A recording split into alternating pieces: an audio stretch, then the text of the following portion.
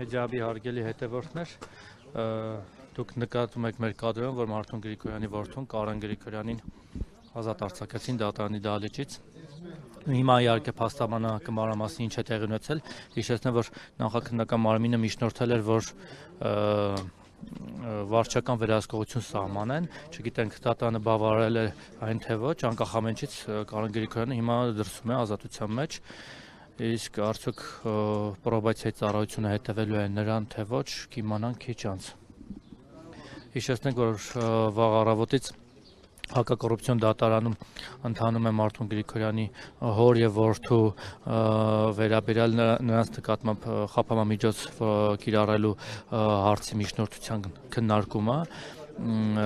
Դատարանը դեռ Մարտուն Գրիգորյանի հոր մասով որոշում չի կայացրել, այս պահին դեռ միայն որդին դուրս եկավ, քիչ անց փաստաբանները դուրս կգան եւ կմանրամասնեն։ Չնայած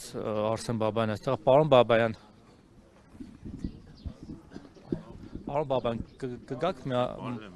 մանրամասնեք։ Դուք տեսաք դատարանից դուրս եկավ նաեւ Մարտուն Գրիգորյանի հայրը Կամո Գրիգորյանը, Կամո Գրիգորյանը, որի նկատմամբ եւս վարչական վերահսկողություն սահմանելու միջնորդություն է ներկայացրել նախաքննական մարմինը, նրան ողջունում են ընկերները, հարազատները, թիմակիցները, իսկ վերջնական որոշումը դատարանի կողմից կկայացվի արդեն ժամը 15:00-ին, այսինքն դատարանը հիմա խորհրդակցական սենյակում է, 15:00-ին նոր հրապարակի որոշումը արդյոք բավարարել է քննիչի միջնորդությունը թե ոչ։ Նշենք, որ